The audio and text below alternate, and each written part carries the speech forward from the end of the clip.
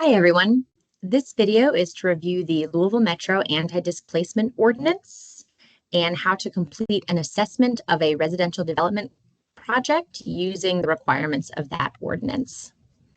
This training will cover a couple of key elements, primarily the Anti-Displacement Ordinance, the matrix that accompanies that ordinance, and then the tool that we can use to complete those assessments. And we'll walk through what each of those different components are and how they work together. The Anti-Displacement Ordinance, which is the Louisville Metro Code of Ordinances, Chapter 169, was originally passed by Louisville Metro Council in 2023. The purpose of this ordinance was to ensure that any Louisville Metro resources that were going to support housing developments would not support a housing development that it was a high risk of displacing residents in that neighborhood. So this ordinance is intended to make sure that in instances where Louisville Metro government is offering support to housing developments, that housing development won't displace existing residents. In November 2024, a tool was completed and passed by Metro Council that helped Louisville Metro government complete assessments of residential projects. And we're going to walk through that tool and the matrix that accompanies it today. When we take a look at what kind of programs are subject to this ordinance, it is any proposed development with a residential component which seeks to utilize Metro resources. So Metro resources are anything in that list that you see there. So it's land, it's property, it's letters of support, it's some kind of Metro officer activities, it's any kind of economic development incentive. So those are IRBs, tax abatements, and TIFs. Any direct financing in excess of $50,000 from Metro government, and any other local financial incentives that Louisville Metro might put toward a residential development. So any projects that are asking for any of the following of these Metro resources on this list are subject to the anti-displacement assessment that we're going to cover today. The primary takeaway, the primary result of this anti-displacement ordinance and the assessment that came as a result is what you see here. It's the matrix to assess displacement risk. So the matrix takes into account a couple of different criteria. Along the top, it takes a look at where is your proposed development located and how risky is that area, how at risk is that area for development. So does that area in which you're proposing your project have a relatively low risk of displacement? Is displacement a medium risk in that area? Or are you proposing a development in an area that is at high risk of displacement? Along the side there, this matrix helps us understand what are the affordability requirements that should be put onto your project? What are the affordability requirements that your project must comply with in order to minimize that displacement risk? And as you'll see, that is impacted by whether the area in which your project is proposed is a low, medium, or high area.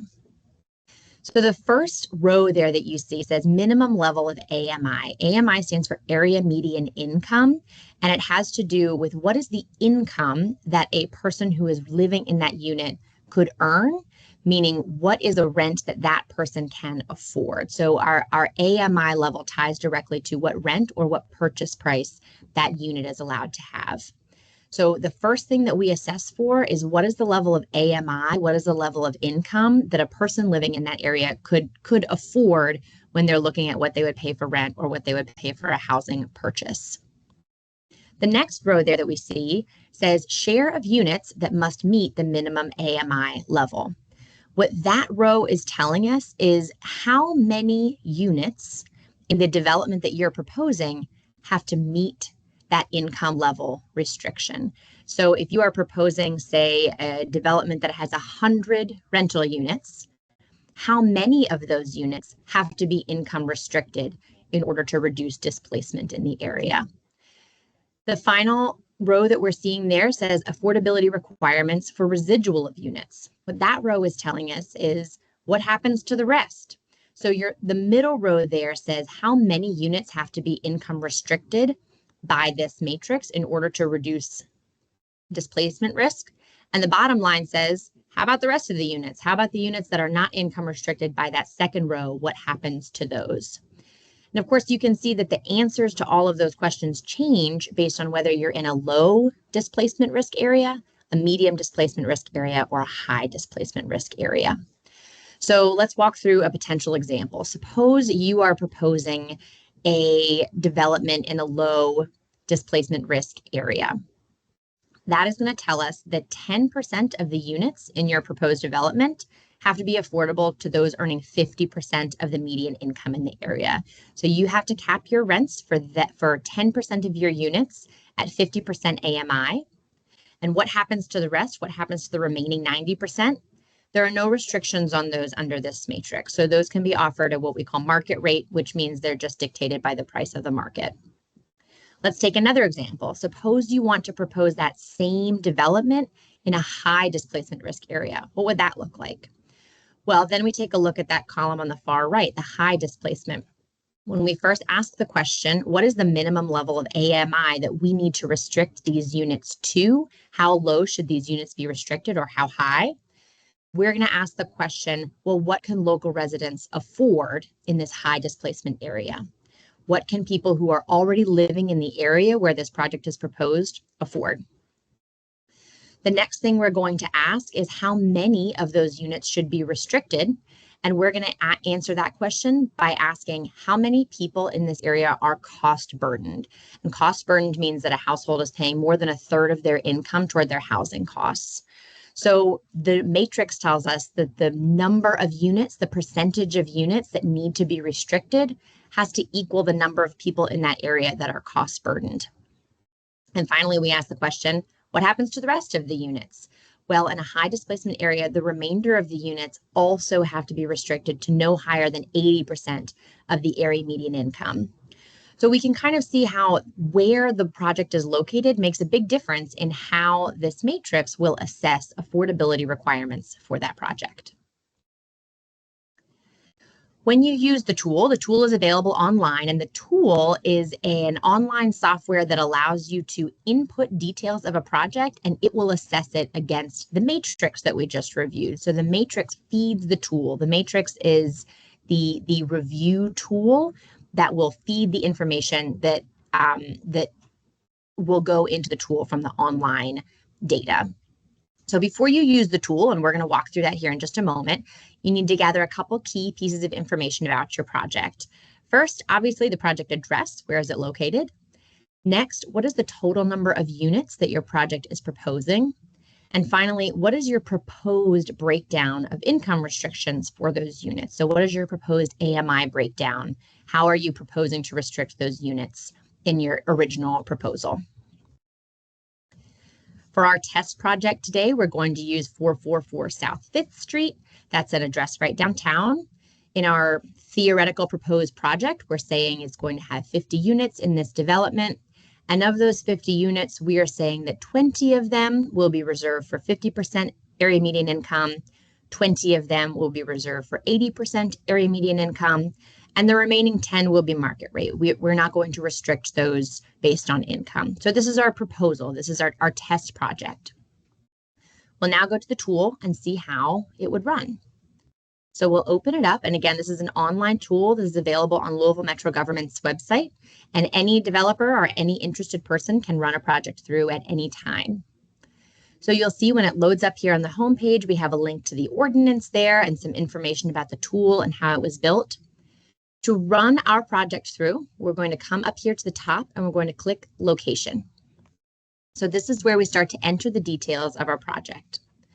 So you'll remember that this proposed project has 50 units. We're proposing 50 units in this project.